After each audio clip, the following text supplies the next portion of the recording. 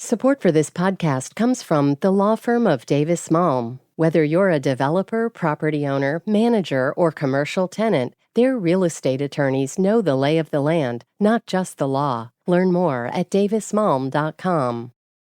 WBUR Podcasts, Boston.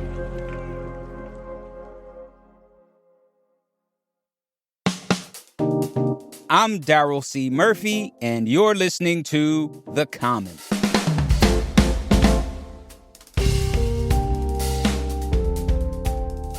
WBUR senior political reporter Anthony Brooks. Welcome to The Common. Hey, it's great to be here, Daryl. How you doing?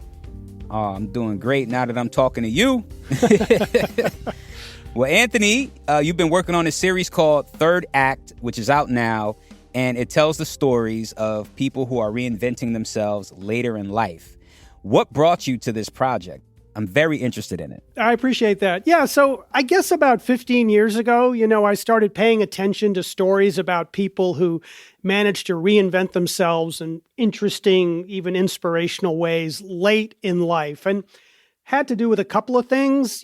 I'd gone through a health scare, my dad died, and those things sort of felt like flashing yellow lights of middle age, right? These reminders that there's more of life behind you than ahead of you.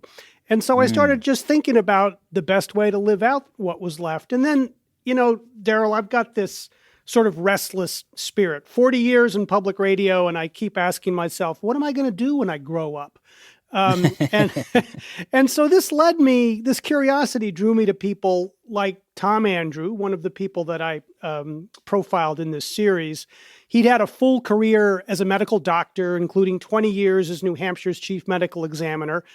Then he retired. He'd had enough of it. He enrolled in seminary school, became a Methodist deacon, a youth pastor, and now at 67, he ministers to his local Boy Scout troop in New Hampshire, and he's found new purpose in life. Here's a little bit of what he told me about that. What does late in life mean anymore? 60 is the new 50. I'm reasonably healthy. And it's not just me. I mean, this is a phenomenon that we're seeing all across this nation. He's right about what he says. Every day, 10,000 baby boomers reach retirement age, but lots of them aren't ready to stop working, either because they can't afford to, or like Tom Andrew, they don't want to. Let's talk about that line, 60 is the new 50. Do you feel like people's perceptions about aging are changing in our society?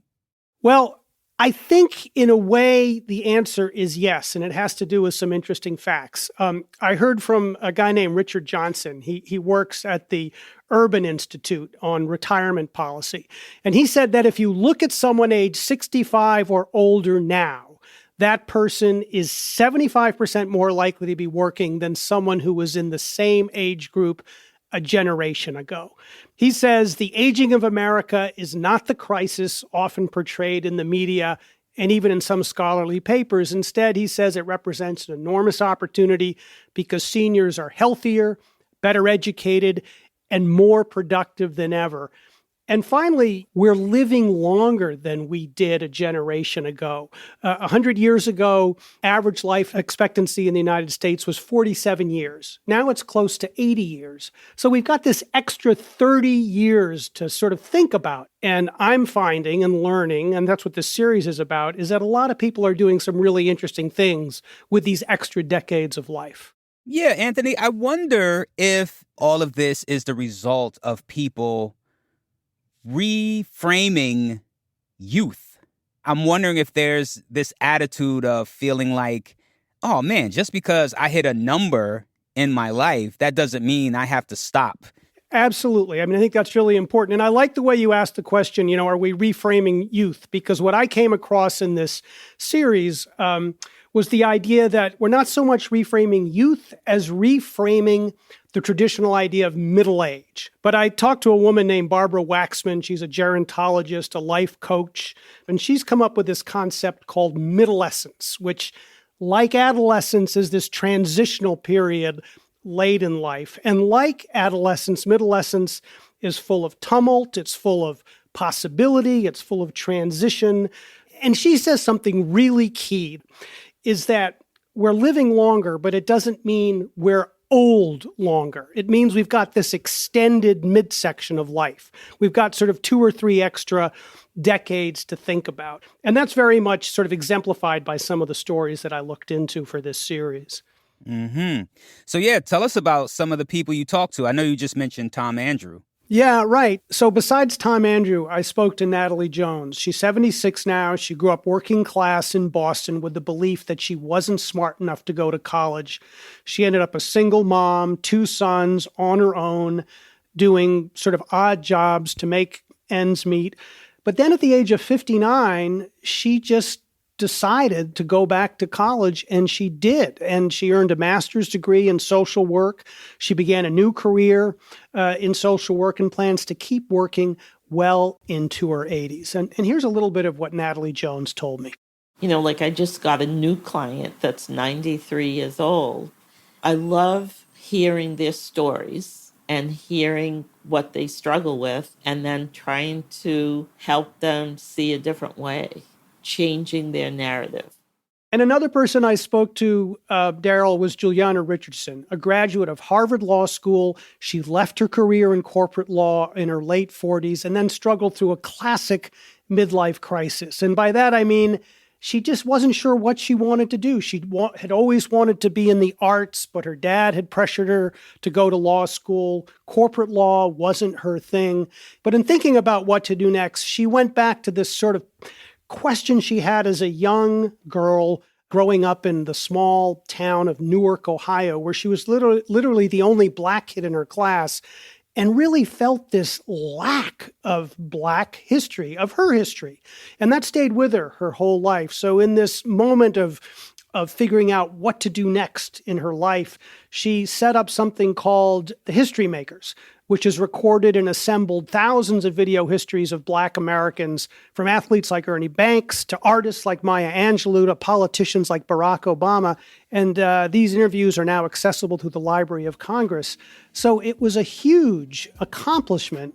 And here's a little bit of what Juliana Richardson said about that. You know, you get at a point where you start asking, what is going to be your leave behind? You know, what did you do in your life that was, significant?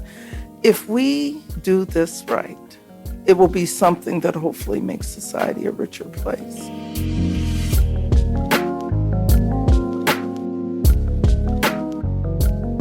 We're going to take a break, but we'll be right back.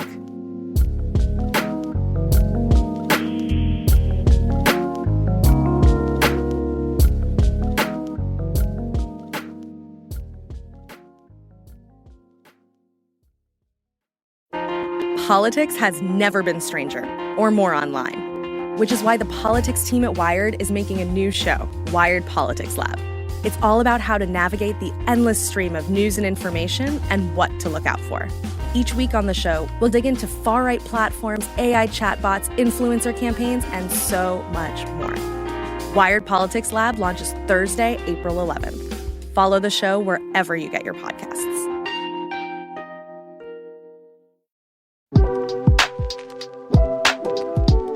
And we are back with more from Anthony Brooks. You know, another group of folks you talked about was this all-women's band from the 60s. Right. Ace of Cups. Walk that line every day.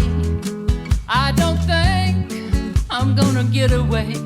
What I say. I really thought their story was interesting because they were this band that got a lot of acclaim. I mean, Jimi Hendrix was giving them props, They were out there doing their thing in San Francisco and tearing it up. And then for whatever reason, the politics of the music industry, sexism and all of that, right, kind of put a halt to that. You set them up really well. They had a very popular following. And in the space of just a few years, they disappeared. And here's the thing, they never recorded an album. And then 50 years later, half a century later, they get together to do some gigging, and a record producer named George Wallace from High Moon Records discovers them and just says, oh my God, you guys need to record. They figured out how to connect with their passion late in life, this passion that they'd been carrying around for a very long time. Yeah. While all this is great to hear and to know that older folks are taking a different stance on their life and what they're able to do, there are some people who can't stop working and they have to keep going. So there's that side where people are dealing with financial struggles as they age. Did you talk to anybody who was going through that? Yeah, I mean, I think Natalie Jones sort of speaks to that issue because you make a really good point. Some of these stories definitely are about people who have the education and the financial wherewithal to sort of say late in life, hey, I want to stop doing X and start doing Y. But you're right. It's an important thing to consider, and we have to think about it as a society. How are we supporting older people? How are we supporting older people who have done physical labor, for example, all their lives and have to keep on working whether they like it or not? That becomes a much more difficult situation. What can younger generations take away from these stories? Because I'm thinking about younger millennials and Gen Z. Sure. The first thing I'd say that if we're lucky, if, young dudes like you, Daryl, grow older, here's a chance to learn something about the road ahead from wise people who have traveled it, because wisdom matters. But here's the most important point that I sort of came across. People who feel that they have purpose in life live longer. And that's according to a growing body of research. A recent study out of Canada found that people with a sense of purpose had a 15% lower risk of death compared to those who said they were aimless or didn't feel, really connected to the world around them. So these third act stories are about people who chose different paths to stay connected to the world and passionate about being alive. And that's something that I think benefits everybody. So, Anthony, before we go, I got to ask you, how are you thinking about your third act? Are there any hobbies that you want to take on or any dreams you want to revisit? Being able to carry a microphone around and sort of satisfy my curiosity and walk up to people and ask them questions about what makes them tick and what keeps them going and how they view the world is something that I find incredibly rejuvenating. So for now, I'm really happy with what I'm doing. But yeah, I've got some ideas for a third act. Give us one. Well, I have always loved the outdoors. I'm a good skier. I like going into the backcountry. Is there some role where I could do backcountry ski guiding at some point? I love to cook. I'm passionate about food. I'm not so stupid to think that I would have the energy or the capacity to run a restaurant, but I'd like to get involved in the food game in some creative way at some point in my life. So that's something that I think and dream about. Oh, man. Well, I mean, those all sound pretty dope to me, and I know you can make it happen. But it's also good to know you're still enjoying your second act. Very much so. So, yeah, Anthony, I got to say, this has been a pleasure and, gives me a lot to think about and a lot to look forward to as well. So I really appreciate you coming through to the Common and talking to us about this. It's been my pleasure, Daryl. Thanks for your interest. I'm really grateful to you.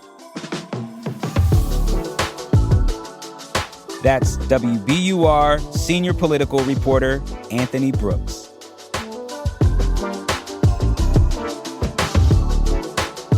And that's our show for today. Thank you so much for listening to The Common. Hey, let us know how you're thinking about your third act. If you are at all, hit us up on Instagram at WBUR The Common or send us an email at thecommon@wbur.org. And with that, I'm Daryl C. Murphy, and I will talk to you tomorrow.